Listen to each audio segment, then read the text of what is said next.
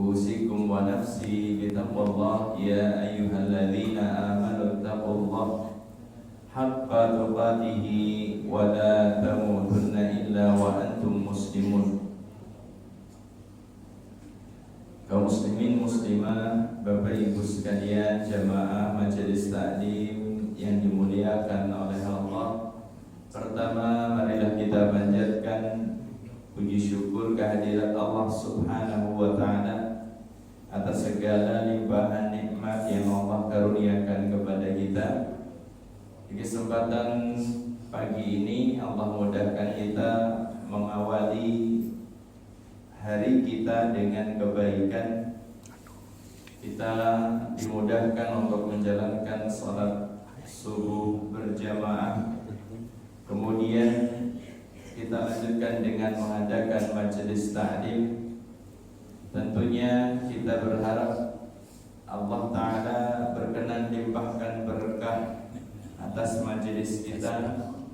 Kita mendapatkan tambahan ilmu yang bermanfaat. Amin ya rabbal alamin.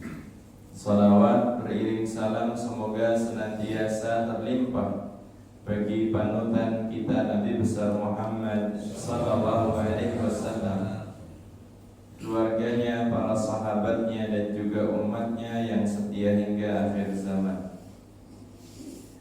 Kaum muslimin dan muslimah rahimani wa rahimakumullah. Insyaallah pada majelis kita pagi ini kita akan bahas sebuah judul, larangan mengancam dengan senjata. Larangan mengancam dengan senjata. Sebuah riwayat dari Nabi sallallahu alaihi wasallam. Kita bacakan hadisnya.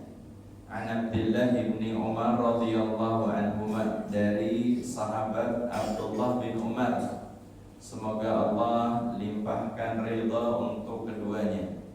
Ani Nabi sallallahu alaihi wasallam, dari panutan kita Nabi Muhammad sallallahu alaihi wasallam, qala, beliau bersabda, man hamala alaina silah falaysa minna. Man hamala alaina silah. Nabi sallallahu alaihi wasallam bersabda, barang siapa yang mengarahkan senjatanya kepada kami, falaysa minna, maka tidak termasuk golongan kami. Rawahul Bukhari wa Muslim. Hadisnya diriwayatkan oleh Imam Bukhari dan Imam Muslim. Jadi Nabi sallallahu alaihi wasallam di dalam hadis ini menyampaikan, siapa saja yang mengarahkan senjata kepada kami, memberikan ancaman kepada kami, maka tidak termasuk golongan kami. Jamaah sekalian, kaum muslimin dan muslimah rahimani wa rahimakumullah. Sebelum kita kaji beberapa faedah yang bisa kita ambil dari hadis ini, kita sebutkan secara ringkas tentang sahabat yang meriwayatkan hadis ini, yaitu beliau sahabat Abdullah bin Umar. Sahabat Abdullah bin Umar. Abdullah putranya Umar bin Khattab.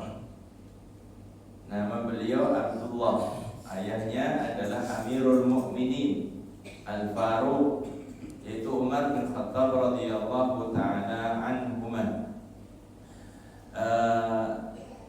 Beliau Abdullah bin Umar dikenal sebagai salah satu sahabat yang sangat semangat mengikuti petunjuk Nabi sallallahu alaihi wasallam, bahkan sampai hal-hal yang kecil.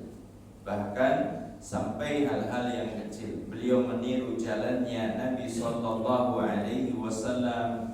Beliau berhenti di tempat berhentinya Nabi, walaupun itu bukan ibadah istilahnya.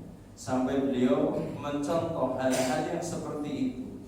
Ketika sedang di perjalanan, salatnya seperti apa Kanjeng Nabi sallallahu alaihi wasallam diikuti oleh beliau. Para ulama menyebutkan di antaranya ungkapan dari An-Nafi'. An-Nafi' ini adalah salah satu ulama ahli hadis, muridnya Abdullah bin Umar. Beliau mengatakan kana Ibnu Umar asyaddun nasi ittiba'an li athari Rasulillah sallallahu alaihi wasallam. Abdullah bin Umar ini, kata beliau, adalah manusia yang paling kuat dalam mengikuti jejak Rasulullah sallallahu alaihi wasallam. Ini menunjukkan tentang bagaimana beliau memuliakan Nabi sallallahu alaihi wasallam. Jamaah sekalian rahimani wa rahimakumullah.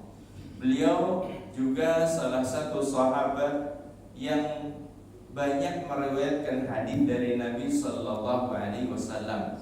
Beliau disebutkan oleh para ulama sekitar 2.600-an hadis yang beliau sampaikan dari Nabi sallallahu alaihi wasallam. Berarti beliau memang ulamanya sahabat. Beliau itu ulamanya sahabat. Beliau tidak mau ikut serta dalam kejadian-kejadian yang menumpahkan darah kaum muslimin. Ketika terjadi perang Siffin, ketika ada fitnah di antara para sahabat, terjadinya persengketaan di antara mereka, beliau memilih untuk menjauh. Jemaah sekalian rahimani wa rahimakumullah, ini sekilas tentang sahabat Abdullah bin Umar. Kita lanjutkan dengan bahas faidah-faidah yang bisa dipetik dari hadis yang sedang kita bahas ini. Yang pertama, faidah pertamanya adalah haram mengarahkan senjata kepada sesama kaum muslimin. Jadi tidak boleh seorang itu mengarahkan senjata, yaitu mengancam, menodong ataupun menyerang kepada sesama kaum muslimin. Memberikan todongan atau ancaman saja dilarang, apalagi sampai membunuh. Cuma sekedar ngancam saja, awas ya, kayak gitu istilahnya, itu saja dilarang, apalagi sampai membunuh. Maka tidak bisa dibenarkan tindakan terorisme, menebarkan ketakutan, menebarkan ancaman kepada kaum muslimin. Jamaah yang dimuliakan oleh Allah, pembunuhan di dalam Islam itu adalah dosa besar, di antara dosa besar yang menyebabkan kebinasaan. Allah Subhanahu wa taala menyebutkan di dalam surat An-Nisa ayat yang ke-93, "Wa may yaqtul mu'minan muta'ammidan", barang siapa yang membunuh seorang mukmin dengan sengaja, "Fajazaohu jahannam", maka balasan baginya adalah neraka jahanam, "khalidan fiha", akan kekal di dalamnya. Kekal di sini artinya adalah tinggal di neraka jahanam dalam kurun waktu yang sangat lama. Karena kalau seandainya seorang membunuh muslim yang lain ketika tidak menghalalkan perbuatannya, artinya ngerti bahwasanya yang dia lakukan dosa, dia tidak sampai kafir. Orang yang bakal kekal di neraka itu adalah orang kafir, orang musyrik. Orang muslim yang membunuh muslim yang lain diancam bakal kekal di neraka. Maksudnya kata para ulama adalah tinggal dalam kurun waktu yang lama di dalam neraka. Fajazaohu jahannam khalidan fiha, kekal di dalamnya. Wa ghadiballahu alaihi wa la'anahu, Allah akan marah, murka kepadanya, dan Allah akan mengutuknya. A'udzubillahi min dzalik. Jamaah sekalian rahimani wa rahimakumullah, mengarahkan senjata kepada muslim yang lain itu kenapa kok sampai dilarang? Karena yang namanya manusia itu ketika sudah melakukan sesuatu yang kecil biasanya diikuti dengan yang setelahnya. Coba saja dengan ketika melihat, ya ini tabiat manusia ya, ketika anak-anak kecil berkelahi, pertamanya sedikit ngelutik, terus setelah itu tambah apa? dari bat gitu kan. Terjadi seperti itu, iya. Orang itu terpancing.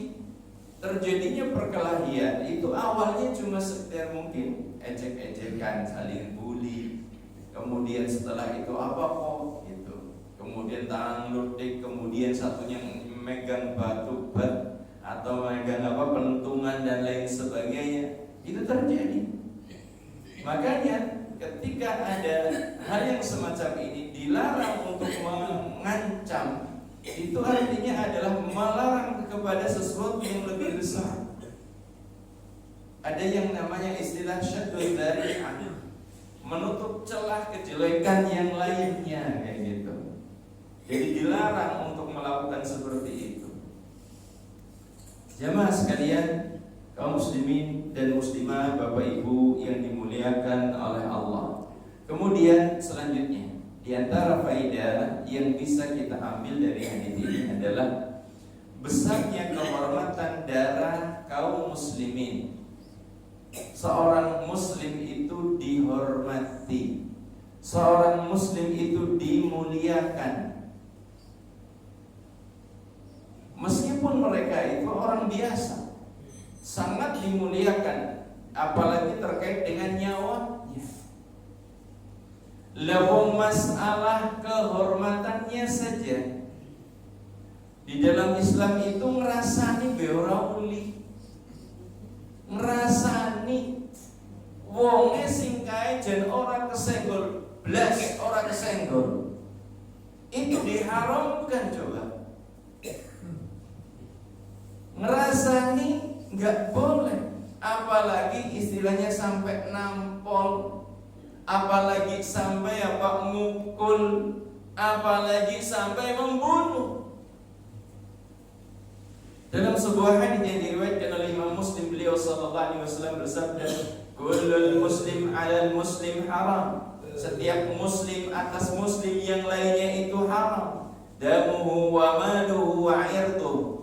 Darahnya, hartanya, dan kehormatannya. 3 perkara ini harus dijaga. Nek panjenengan kok masih ngerasani, berarti jenengan ngelakoni sesuatu yang diharamkan oleh Allah. Berusahalah untuk segera istighfar, bertobat kepada Allah Subhanahu wa ta'ala. Pertama yang ngerasani, keduanya setelah itu tambah lagi, sudah stop. Ketika kita terprovokasi oleh orang lain, kemudian kita menyebutkan orang lain, yang namanya ngerasani Bapak Ibu itu ngomongi barang nyata. Pakai kae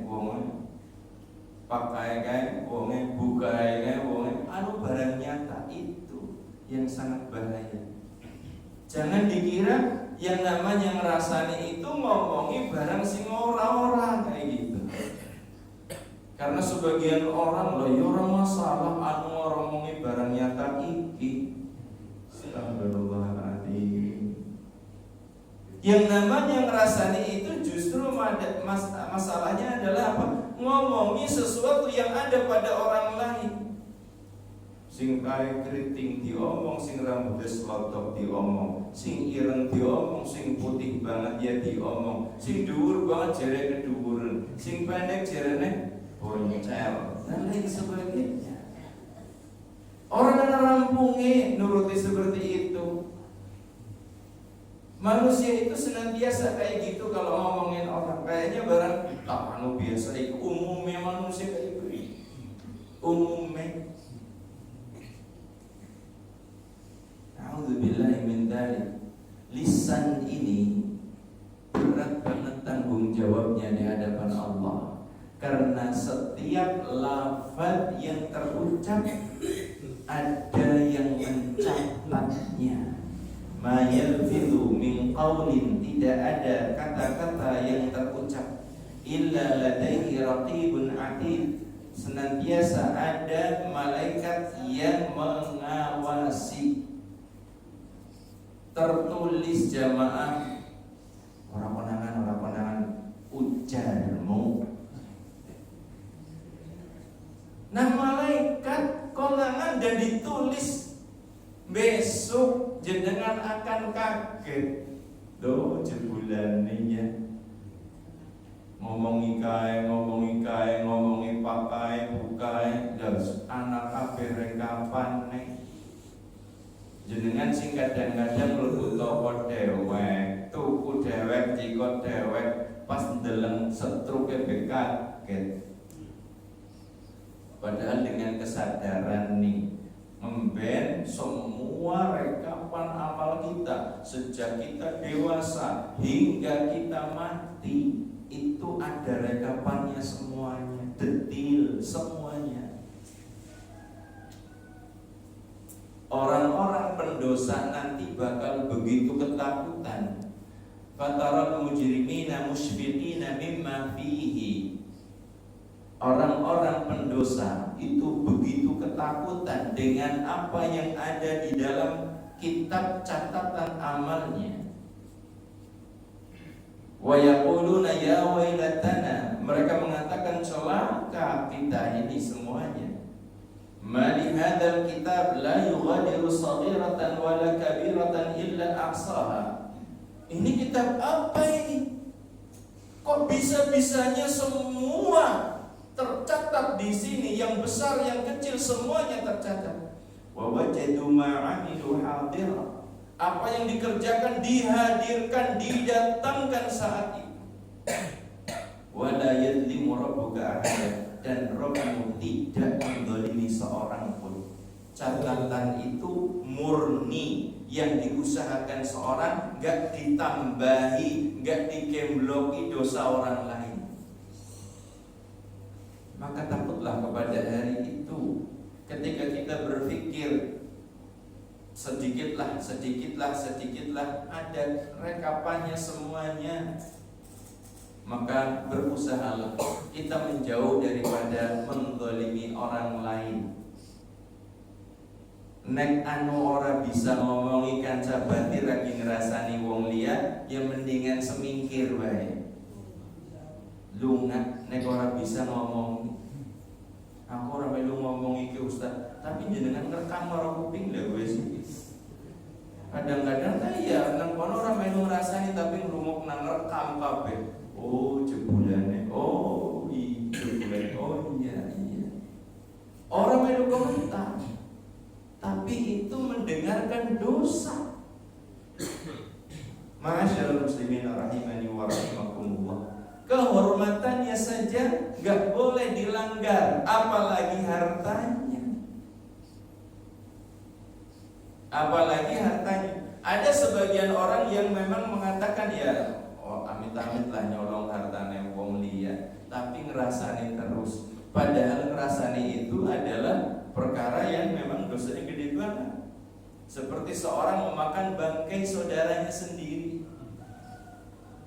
Cici mbak, cici nama mboten. Tapi ini pada lahap temen gini. Astagfirullahaladzim. Kopya kemutan kasih kerasani tadi mayit dipotong-potong sama jenengan gitu dagingnya sing ke mall sebelah kene gitu dagingnya ki anak si anak ketiye ye. Astagfirullahaladzim. Digambarna sampai seperti itu, men kita jijik, men kita menjauh Bapak Ibu. Memang majelis taklim kayaknya tak paham, tapi nek waktu segala jen selama iman nih. Burung suwe langsung kan buka ini, anggo parfum apa kayaknya, buka lama tanya pakai wongnya, terus pakai gimana kan? Itu beda selesai dari majelis taklim. Jamaah yang dimuliakan oleh Allah. Kita lanjutkan. Bahwa di dalam hadis ini juga terdapat ancaman keras dari Nabi Shallallahu Alaihi Wasallam bagi seorang yang melakukan teror, melakukan ancaman kepada orang lain. Nabi mengatakan falaisa minna orang yang nodong senjata kepada muslim yang lain itu bukan dari golongannya Nabi Sallallahu Alaihi Wasallam. Apakah baju kemudian yang nodong itu dikatakan bukan Islam? Tetap keislamannya, cuma ini sebagai ancaman keras bahwa yang dilakukan itu tidak mencerminkan sebagai seorang muslim, bahwa yang dilakukan tersebut adalah akhlak yang menyimpang, akhlak buruk, bukan akhlaknya Nabi Sallallahu Alaihi Wasallam dan para sahabat. Maka Bapak Ibu sekalian, muslimin muslimah yang dimuliakan oleh Allah, ketika Kanjeng Nabi mengatakan falaisa minna, bukan golongan kami, maksudnya di sini adalah telah menyimpang dari ajaran Nabi Sallallahu Alaihi Wasallam. Bukan berarti falaisa minna, tidak golongan kami, kemudian dia dihukumi kafir, tidak. Tetapi orang tersebut telah melakukan satu tindakan yang amat buruk, yang itu tidak mencerminkan, sama sekali tidak mencerminkan akhlak sebagai seorang muslim. Dan perkataan Nabi falaisa minna, seperti yang tidak suka kepada petunjuk kami atau sunnah kami, bukan golongan kami. Seperti hadis ini, siapa yang mengancam muslim yang lainnya tidak termasuk golongan kami. Ini adalah ancaman keras. Betapa murkanya Nabi SAW terhadap perbuatan itu. Kita lanjutkan yang selanjutnya, yang setelahnya. Di antara faedah yang bisa dipetik adalah larangan nakut-nakuti kaum muslimin meskipun sekedar guyonan. Meskipun sekedar guyonan. Ngomong-ngomong lagi keriken, ngomong-ngomong gua bang macul, nganggo arit, nganggo peso ataupun bendo, seperti itu semuanya termasuk. Tidak boleh. Kalau berhadapan dengan seorang muslim, tolong misalnya ketika jenengan Arab awet bendo, ya jenengan pegang yang bagian besinya, gagangnya yang diserahkan kepada orang lain. Adabnya seperti itu. Malah digelowek-gelowek kayak gitu, nggak boleh. Diancam-ancam, nggak boleh seperti itu modelnya. Dalam hadis yang lain Nabi Sallallahu Alaihi Wasallam beliau mengatakan, la yushiru ahadukum ila akhihi bisilah. Hadis riwayat Bukhari. Tidak boleh seorang dari kalian mengisyaratkan atau mengarahkan kepada saudaranya dengan senjata. Tidak boleh mengarahkan dengan senjata kepada saudaranya sendiri. Maksudnya saudara sesama muslim. Masya Allah, ini petunjuk yang sangat istimewa dari Nabi Sallallahu Alaihi Wasallam. Guyonan aja nggak boleh, karena sangat mengerikan ketika di saat seperti itu kemudian seorang tiba-tiba terkena bisikan syaitan, kemudian muncul emosi, kemudian terjadilah apa yang terjadi. Na'udzubillah min dzalik. Maka Bapak Ibu sekalian rahimani wa rahimakumullah, ajarkan adab semacam ini kepada anak-anak kita. Ketika mereka mungkin memegang pisau, jangan diarahkan kepada saudaranya. Allah murka banget, Nabi SAW murka banget terhadap perbuatan semacam ini. Sampai Nabi mengatakan tidak boleh seorang di antara muslim kemudian mengisyaratkan ataupun mengarahkan senjata kepada saudaranya, kepada sesama muslim. Bapak Ibu kaum muslimin dan muslimah yang dimuliakan oleh Allah. Kemudian selanjutnya, di antara faedah yang bisa kita ambil dari hadis ini adalah bahwa apa yang dikatakan oleh Nabi di dalam hadis ini adalah tujuannya untuk menutup pintu pertumpahan darah.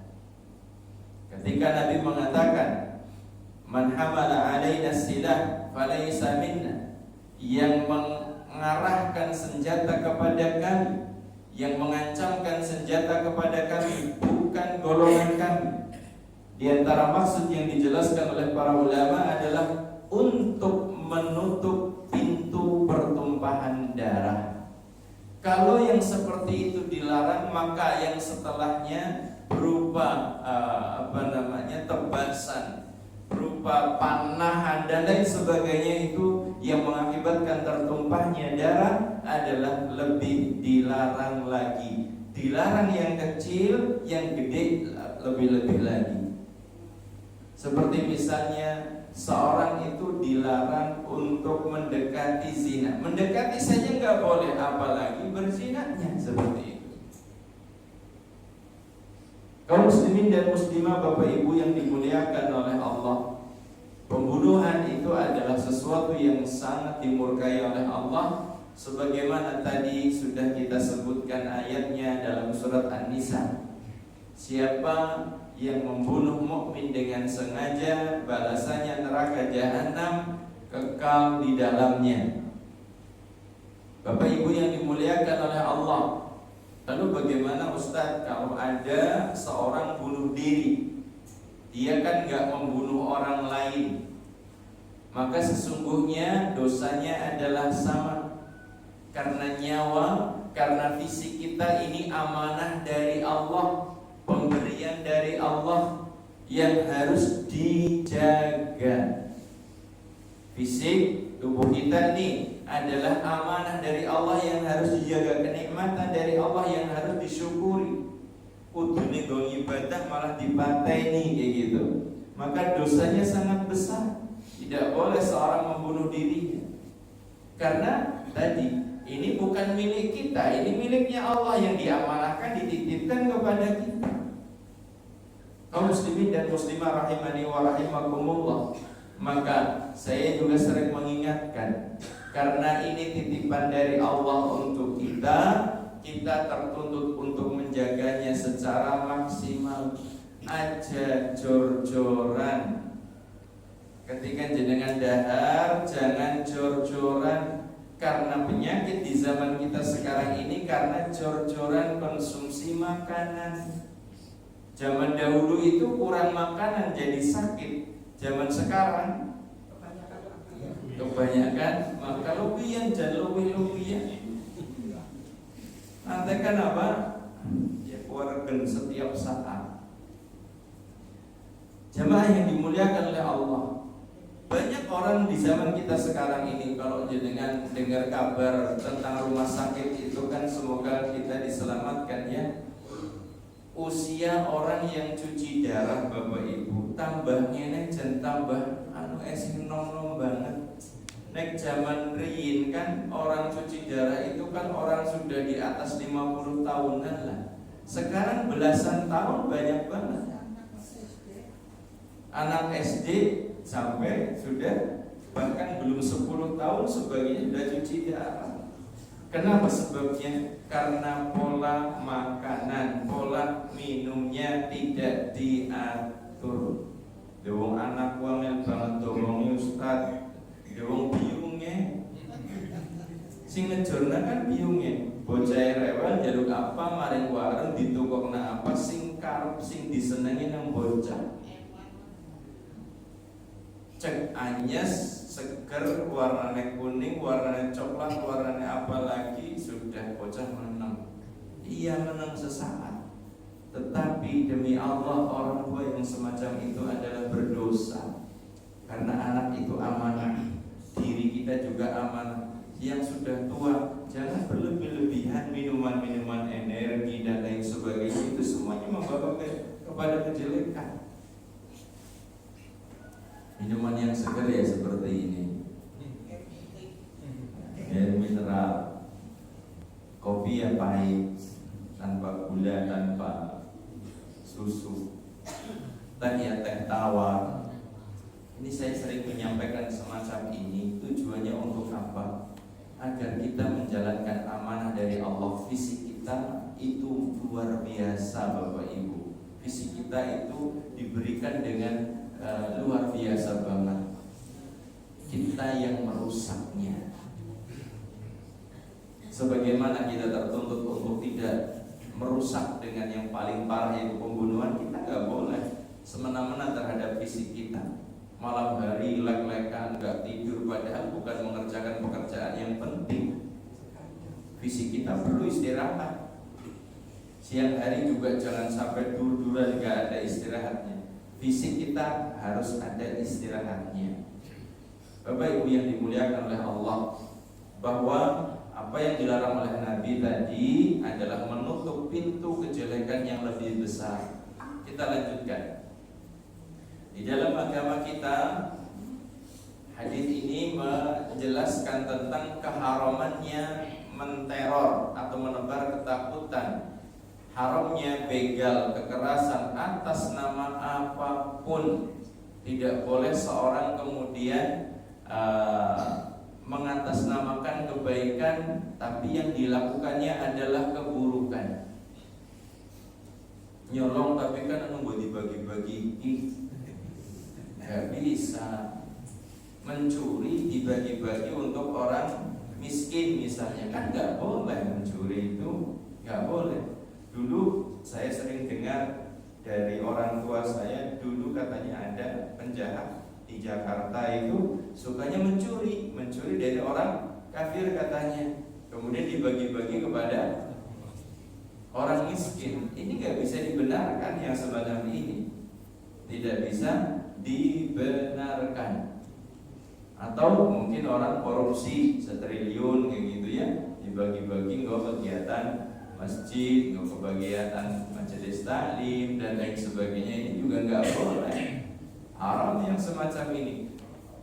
Yang dilakukannya itu melanggar syariat, tidak menjadikan maksud tujuannya tadi kemudian jadi dibolehkan kayak gitu, nggak boleh.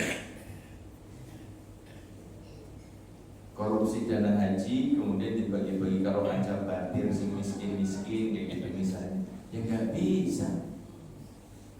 Jemaah sekalian rahimani wa rahimakumullah, Allah Subhanahu wa ta'ala tidak suka kepada orang yang berbuat kerusakan. Ingat, semua bentuk maksiat itu adalah kerusakan. Innallaha la yuhibbul mufsidin. Sesungguhnya Allah Subhanahu wa ta'ala tidak mencintai orang-orang yang berbuat kerusakan, apapun bentuknya itu. Mufsid fil ardi, berbuat kerusakan di muka bumi itu dengan melakukan maksiat.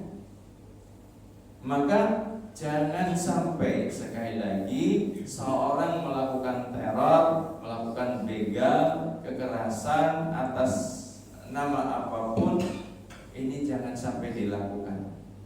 Jamaah yang dimuliakan oleh Allah, kita lanjutkan. Di antara faedah yang bisa kita ambil dari hadis ini adalah bahwasanya Islam itu dibangun di atas rasa aman. Rasa aman ini merupakan anugerah yang sangat besar dari Allah kepada seorang hamba. Alhamdulillah, kita bangun tidur tidak ada ketakutan sedikit pun. Alhamdulillah, pagi ini saya bisa datang ke tempat panjenengan dalam keadaan gak ada ketakutan. Selama di perjalanan sampai di sini saya tidak merasakan ketakutan. Ini cuma seru. Syuruk jam berapa? Syuruknya syuruk 5.32.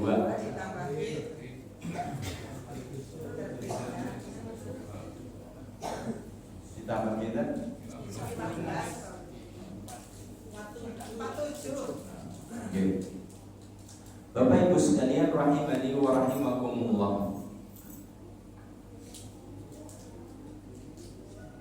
Islam itu dibangun di atas rasa aman. Keamanan itu menjadi modal yang sangat besar seorang itu untuk bisa beribadah kepada Allah Subhanahu wa ta'ala. Bahkan yang namanya rasa aman ini, Bapak Ibu, menjadikan kita bisa menikmati nikmat Allah yang lain. Kalau nggak ada keamanan, kita nggak bisa menikmati kenikmatan Allah yang lain. Disodorkan kepada kita makanan yang lezat, kalau ada ketakutan bisa dinikmati atau tidak? Tidak.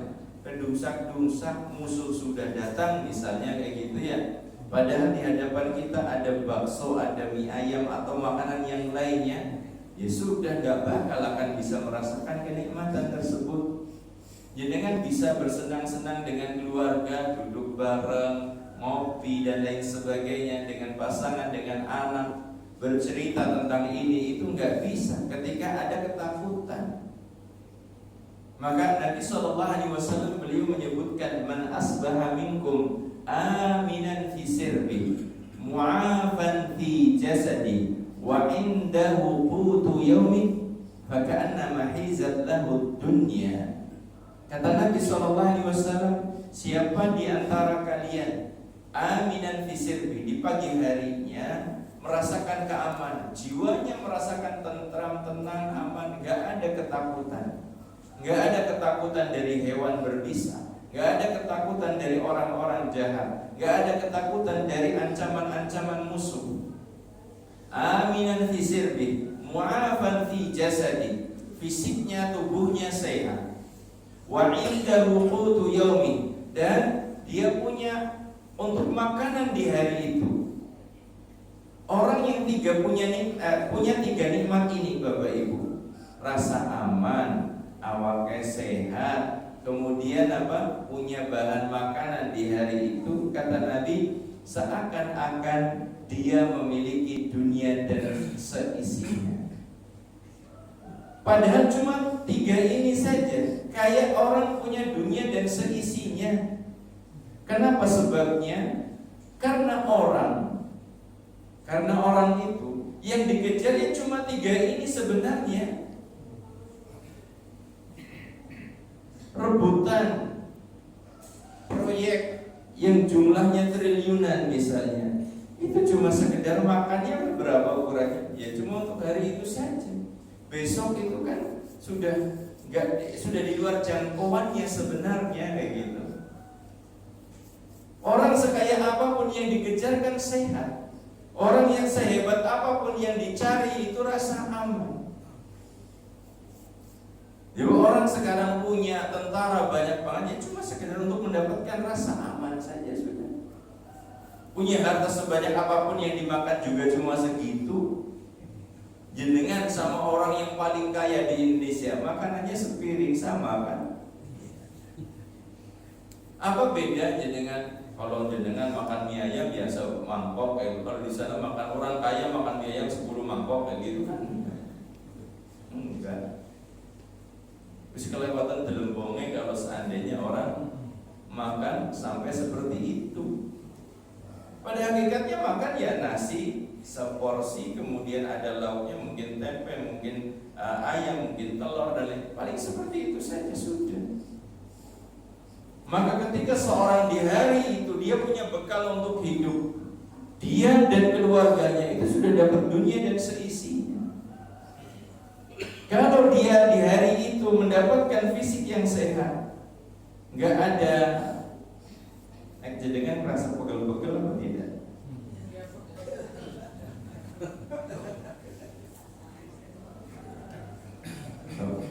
Sebagian orang jawabnya, jenenek anu duwe lembaran abang-abang ya ora pegel Ustaz.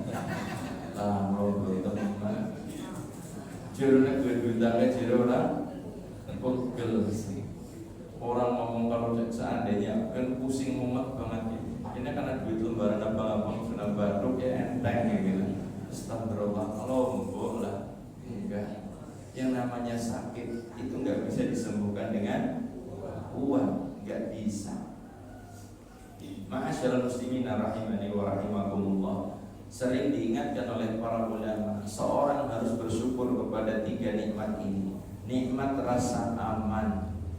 Coba kebayang kalau kita hidup di satu daerah yang di sana banyak begalnya, takut banget keluar rumah di malam hari. Panjenengan mau subuhan aja takut. Di sebagian daerah seperti itu. Jenengan kayak apa kebayang sekarang kalau seandainya hari ini saat ini panjenengan itu kemudian sedang ada anggota keluarganya yang sakit dan jenengan harus nungguin. Kalau jenengan punya keluarga yang sakit tapi jenengan nggak nunggoni itu kan nggak berat. Jamaah yang dimuliakan oleh Allah. Tadi saya kaget, saya berhenti di sana kan nggak langsung keluar dari mobil karena ternyata ada WA dari teman dekat saya, istrinya baru meninggal dunia. Baru saja dia WA, Ustaz mohon doanya istri saya meninggal. Kemarin sore saya baru teleponan sama si teman saya ini. Saya tanyakan kenapa, sakit apa dan lain sebagainya. Ternyata orang Mira sakitnya, sehat, fisik sehat, sakitnya sakit kayak demam biasa, panas.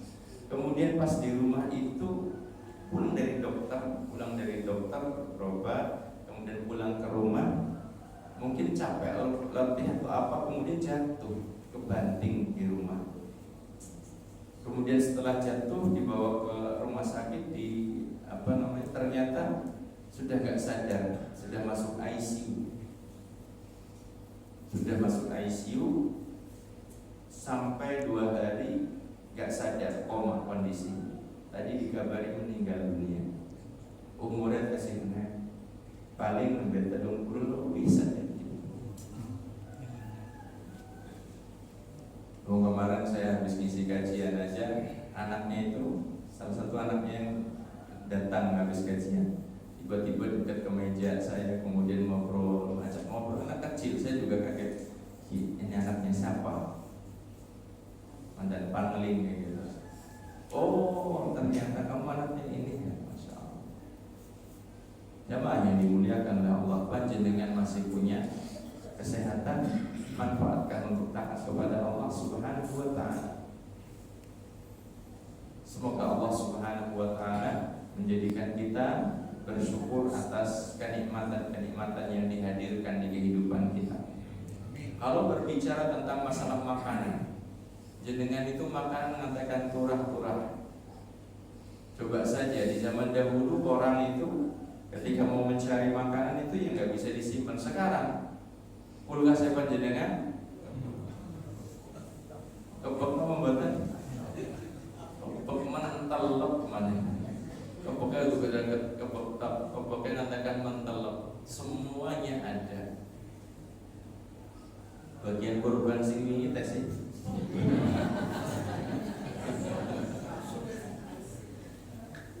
Lewong di sebagian daerah itu dapat bagian korban 10 kilo Bapak Ibu. Dapat 10 kilo ya tekan sih lah. Mangan kakin, Bob. Kata apa-apa kayak gitu. Makanya sedikit. Boleh ya dimakan kayak gitu, ya boleh saja. Enggak bohong, bagiannya jangan kok.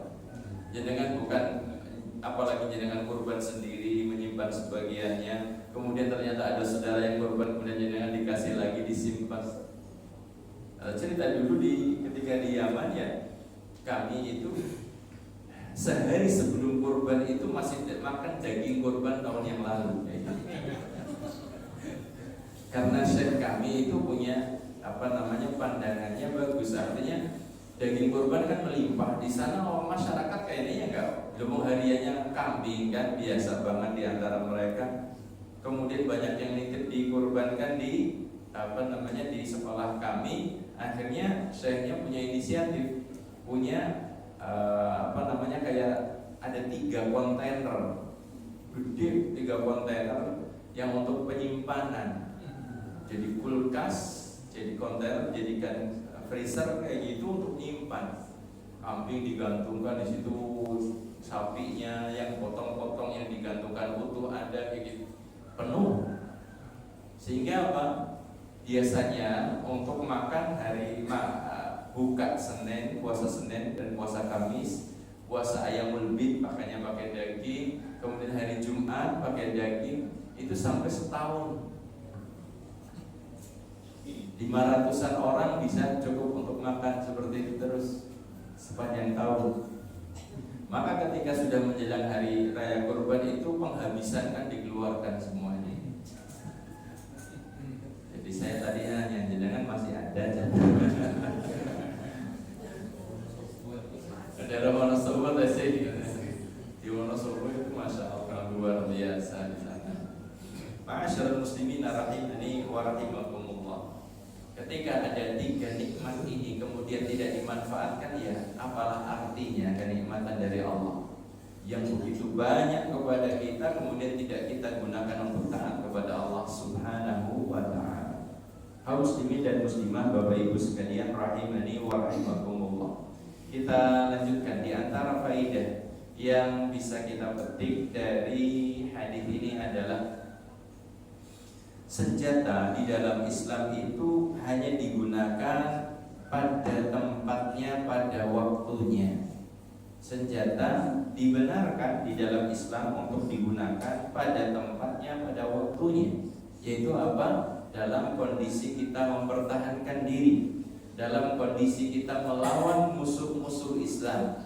Allah Subhanahu wa ta'ala berfirman, wa'iddu lahum, dan persiapkanlah oleh kalian, lahum, bagi mereka musuh-musuh Allah, mastata'tum, apa yang kalian sanggupi, min quwwatin, dari kekuatan.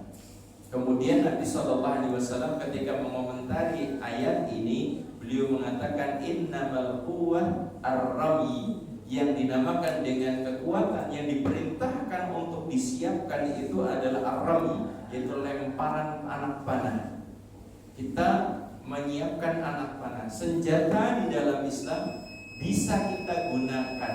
Senjata di dalam Islam boleh digunakan di saat yang tepat, di tempat yang tepat.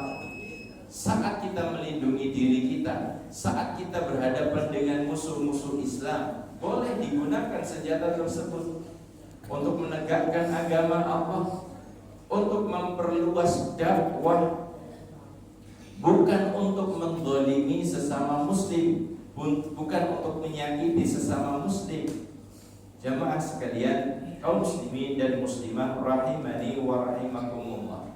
Jadi senjata itu bisa menjadi kebaikan jika digunakan di waktu yang tepat, di tempat yang tepat, bukan untuk menzalimi, bukan untuk menyakiti orang lain. Kalau seandainya kita berbicara tentang senjata yang kita gunakan untuk menyembelih, di dalam Islam juga diajarkan untuk kita memaksimalkan bagaimana senjata yang kita gunakan itu setajam-tajamnya. Wal yuhidda ahadukum syafratahu falyurih dhabihatahu. Kata Nabi sallallahu alaihi wasallam, hendaklah kalian menajamkan pisau kalian buat nyaman hewan sembelihan kalian. Ketika seorang menyembelih itu hendaklah berusaha semaksimal mungkin senjatanya setajam-tajamnya. Dicek dulu Pak ketika jenengan mau nyembelih. Jangan sampai panjenengan ketika mau menyembelih malah hewannya tersisa kelabakan raka-raka, darahnya belum ngalir sama sekali. Jangan sampai seperti itu. Pesone kodol itu kan kebangetan kalau seperti itu. Harus dicek. Jenengan kan bisa ngecek lah ketajamannya. Kalau seandainya mau menyembelih juga tolong jangan siksa hewan dengan ditampakkan pisaunya, malah diwetin-wetini. Nabi SAW sampai mengatakan, apakah kamu ingin membunuhnya berulang kali? Hewan yang sudah ketakutan nanti dampaknya jadi stres. Ketika hewannya stres, dagingnya jadinya kurang enak. Jadi ketika adakan penyembelihan, misalnya nanti berkorban Masjid Al-Jihad itu ya, tolong dikondisikan. Jenengan bawa golok, bawa pisau, bawa apa, jangan dikelebat-kelebatkan di hadapan hewan yang mau disembelih. Kita melihat saudara kita sendiri disiksa, kemudian kita nanti bakal disiksa kayak apa rasanya kayak gitu. Harusnya ditutup ketika mau mengadakan penyembelihan. Seandainya memang tidak, ya sudah, sebelah sana hewannya yang belum disembelih itu jangan sampai melihat pas lagi disembelih kayak gitu. Panitia harus mengkondisikan itu. Kalau seandainya nggak bisa disekat dengan ini, ya sudah bawa bawa tenda yang dipegang biar sana nggak lihat yang di sini gitu. dikondisikan yang semacam itu. Adab penyembelihan juga harus diperhatikan. Ini terkait dengan penggunaan senjata. Bapak Ibu sekalian rahimani wa rahimakumullah. Selanjutnya, di antara faedah yang bisa kita ambil dari hadis ini, bahwasannya hadis ini menjadi kaidah penting dalam menjaga keamanan masyarakat. Allah Subhanahu wa taala mengingatkan Nabi sallallahu alaihi wasallam dan mengingatkan penduduk Mekah tentang masalah apa keamanan. Alladzi at'amahum min ju' wa amanahum min khauf. Allah yang memberi mereka makanan dari kelaparan dan memberi mereka rasa aman dari ketakutan. Dua nikmat yang Allah Ta'ala berikan, nikmat makanan dan nikmat rasa aman. Jangan sampai kita kemudian di satu masyarakat kita kayaknya tidak pernah bersyukur kepada keamanan yang diberikan oleh Allah. Yang ada malah sebagian kaum muslimin mengupayakan mengadakan provokasi, mengadakan menyulut emosi. Tujuannya untuk apa? Agar katanya ini kan berbicara tentang masalah keadilan, biar pemerintah kemudian nanti mau memberikan perhatian dan lain sebagainya. Namun kita dapati ternyata apa yang dilakukan oleh sebagian saudara kita itu malah justru menimbulkan keresahan, menimbulkan kerusakan, menimbulkan emosi di tengah masyarakat. Ngompor-ngompori lah istilahnya. Kita harus menjaga diri dari melakukan hal yang semacam itu, Bapak Ibu. Berusaha ngerem ketika ada provokasi, ucapan-ucapan kebencian, ujaran kebencian, kita harus mengerem, berusaha semaksimal mungkin. Keamanan itu tanggung jawab kita bersama. Ingat seperti yang tadi saya katakan, yang namanya keamanan merupakan landasan semua bentuk kenikmatan. Seorang bisa jamaah, seorang bisa bermajelis taklim ketika ada aman. Seorang bisa makan dengan enak, tinggal di rumah dengan enak ketika ada keamanan. Orang bisa berhaji, berumrah ketika ada keamanan. Anak-anak kita bisa sekolah ketika ada keamanan. Maka berusahalah menjaga keamanan secara maksimal. Kemudian faedah yang terakhir dari hadis ini adalah bahwasanya hadis ini merupakan bantahan terhadap pemahaman ekstrim di dalam agama kita. Pemahaman dari kalangan kaum Khawarij. Khawarij mereka adalah orang-orang yang menghukumi kafir pelaku dosa besar. Pemahaman Khawarij itu mereka menghukumi pelaku dosa besar itu sudah bukan muslim lagi. Pelaku dosa besar bakal kekal di neraka. Jamaah yang dimuliakan oleh Allah, mereka menghalalkan darah sesama kaum muslimin sehingga mereka membebaskan pembunuh, mereka mengambil harta muslim yang lain dan lain sebagainya. Na'udzubillahi min dzalik. Hadis ini menjadi bantahan atas mereka karena cuma bawa senjata, diarahkan, diancamkan saja dilarang, apalagi sampai pembunuhan, apalagi sampai kemudian mengancam, mengambil hartanya, maka ini sangat dilarang. Dalam sebuah riwayat dikeluarkan oleh Imam Bukhari dan Imam Muslim disebutkan tentang orang-orang Khawarij yaqtuluna ahlal Islam wa yad'una ahlal awthan. Mereka membunuh kaum muslimin dan mereka membiarkan para penyembah berhala. Skala prioritasnya malah berbeda nih. Pemahamannya menyimpang. Ini adalah pemahaman yang menyimpang. Semoga Allah Subhanahu wa taala memberikan kemudahan kepada kita semuanya untuk bisa mengamalkan apa yang bisa kita bahas di kesempatan pagi ini. Jangan bermudah-mudah dalam menggunakan senjata, meskipun hanya sekedar main-main kemudian diarahkan kepada saudara yang lain. Semoga Allah Ta'ala jaga kita dan juga kaum muslimin semuanya. Amin ya rabbal alamin. Untuk materi saya cukupkan sampai di sini. Mungkin ada yang ditanyakan dari apa yang saya sampaikan, saya persilahkan. Ustaz, saya bertanya. Monggo Ibu.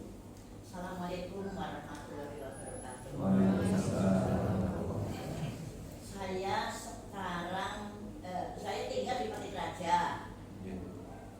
Dulu di Perumnas. Kalau di Perumnas nggak ada masalah. Tapi setelah di Pati Raja ini, saya suka ngambil daun jati yang muda untuk masak gudeg. Tapi saya ya ngomong dulu sama yang punya karena nggak tahu ini tanahnya siapa. Terus ada yang bilang waktu itu sana Pak Kusnan katanya. Saya coba ke sana. Nah sekarang saya dengar lagi itu udah dijual sama orang Jongrandu. Terus saya kan nggak sekali ya, ada 2 atau 3 kali barangkali saya berbuat seperti itu. Di samping itu ada daun pisang yang sengkleng lah, daunnya muda sengkleng, jadi telah kemana-mana temen saya motong itu untuk bikin pepes gitu. Nah itu sebaiknya saya gimana, karena mau nembung sama yang punya nggak tahu rumahnya di mana. Gitu. Terus satu lagi saya dulu tinggal di Perumnas itu sulit untuk menyembelih ayam kampung. Kalau saya dianteri sama saudara yang kampung kan nggak saya tolak otomatis. Nggak ada yang disuruh untuk menyembelih. Lah itu boleh nggak kalau saya ibu-ibu tapi menyembelih sendiri? Cuman saya cuma berdoa ya. Saya tanya ke tetangga nyembelih si bener iki orang diperintah anaknya wadon nang rumah. Gimana itu Tan? Untuk maksud saya untuk langkah selanjutnya saya tidak menjadi pikiran. Terima kasih. Wassalamualaikum warahmatullahi wabarakatuh. Terima kasih Ibu. Terkait dengan yang pertama, daun pisang, daun jati.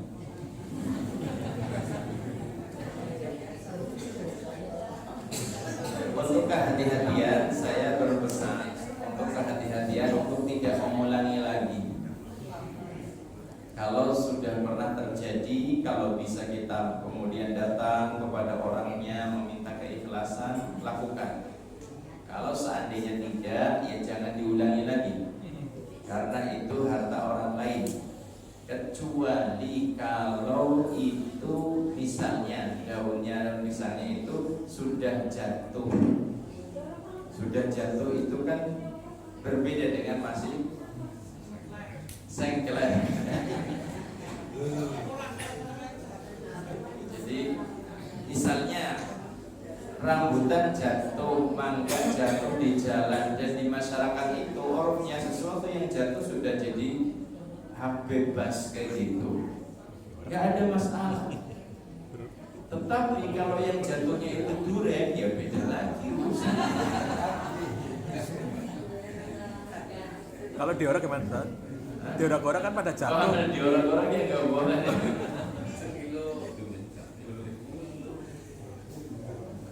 Durian sekilonya kalau sekarang ya 100-an mungkin.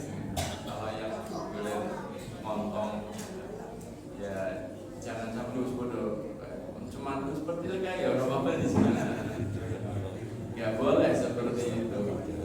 Jadi kembali kepada ataupun kebiasaan di satu masyarakat. Misalnya kayak kedondong jatuh, mangga yang jatuh di jalan seperti itu biasa diambil, ya insya Allah nggak ada masalah seperti itu. Tapi kalau dari kebun orang gitu ya, sebaiknya untuk minta izin. Sebaiknya untuk minta izin.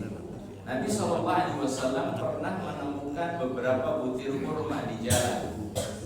Beliau SAW mengambilnya dan beliau mengatakan, kalau aku nggak khawatir ini kurma sedekah, maka aku akan makan. sesuatu yang remeh, sesuatu yang simpel, menumpang andalan. Nabi mengatakan kalau aku nggak khawatir ini sedekah, aku akan makan. Berarti Nabi nggak mau makannya karena memang beliau nggak boleh makan sedekah. Kalau beliau mengerti kepastiannya, beliau dimakan. Berarti ya nemu gedang siji misalnya kayak gitu. Anak wong pasar rokol gedangnya tiba siji diberi lagi terjadi ngambang. Bah, sesuatu yang remeh seperti itu nggak ada masalah. Tetapi karena masih tadi terkait di pohon, maka lebih baik minta izin. Terkait dengan penyembelihan, apakah seorang muslimah boleh menyembelih? Sepengetahuan saya boleh, nggak ada masalah. Yang penting seorang membaca bismillah di saat menyembelihnya. Wallahu a'lam bishawab. Ada lagi yang ditanyakan? Monggo Ibu. Waalaikumsalam.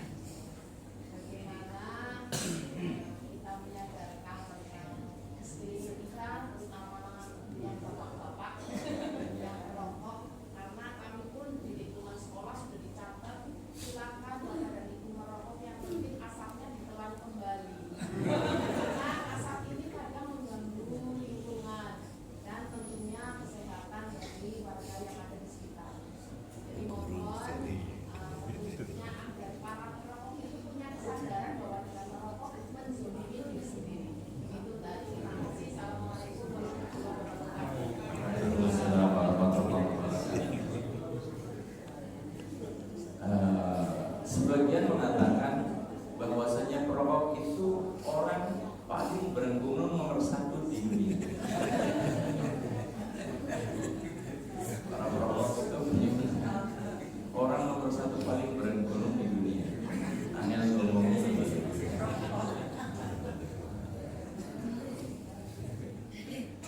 Astagfirullah. Karena apa? Disodorkan sedemikian banyak penjelasan. Ngeyel kayak gitu gak mau. Kan paling berenggunung-berenggunnya kan diomongin mau makan banget, kejelekannya sudah. Kejelekan rokok itu, para pakar kesehatan itu mengatakan bahwasanya dibandingkan dengan kejelekan minuman keras, khamr itu jauh rokok. Memang secara langsung efeknya tidak, tetapi rokok ini benar-benar istilahnya yang mematikan. Sekarang banyak orang yang ketika sakit yang disalahkan makan, yang disalahkan santan, yang disalahkan ini, padahal dia orang mandek-mandek ya. Kalau pusing gitu nggak mandek-mandek ya gitu. Nggak pernah menyalahkan rokok. Orang yang mengalami kanker usus, yang mengalami ada pembengkakan di lambung dan lain sebagainya, dia mengatakan saya biasa makan pedas, merokok yang merokok, tapi nggak pernah diungkit kayak gitu. Padahal ya ulama, istilahnya pakar kesehatannya menyebutkan tentang bahaya rokok itu, masya Allah sederet. Makanya sebagian yang menyampaikan bahwasanya Allah haramkan khamr padahal cuma kerusakannya sekian. Ini yang kerusakannya begitu banyak, kok malah istilahnya dianggapnya gampang-gampang saja begitu oleh orang. Ya, semoga Allah Subhanahu wa taala memberi kemudahan kepada kita untuk bisa meninggalkan. Kalau panjenengan masih harus bersabar menghadapi suami yang belum berhenti rokok, ya donga singkat, donga singkatnya. Di sebagian warung ya, warung aja kalau nggak nyanding rokok itu dibaidonan bapak-bapak. Astagfirullah. Toko ranian kayak gitu. Lu semuanya komplit sih orang rokok, lu mau beli toko ranian. Astagfirullah. Kan aneh. Orang yang dodol gini. Padahal semuanya komplit, apa aja kebutuhan hari-hari yang ada. Yang nggak ada cuma rokok, diprotes gitu. Astagfirullah. Dulu saya berhadapan dengan orang tua saya yang memang pecandu berat. Tapi alhamdulillah ketika kita sampaikan gitu terus ajak dialog terus kayak gitu ya, akhirnya meninggalkan. Sebenarnya tinggal ada kemauan atau tidak gitu aja. Visi kita, tanggung jawab kita akan diminta tanggung jawab di hadapan Allah. Disiapkan saja. Siapkan saja nanti pertanggungjawaban masing-masing kita di hadapan Allah kayak gitu. Mentok-mentoknya paling kayak gitu aja, Pak. Gimana bro? Marung sisa berapa tanggung jawab nang ngarepannya Gusti Allah kayak gitu. Saya berhenti merokok, Pak.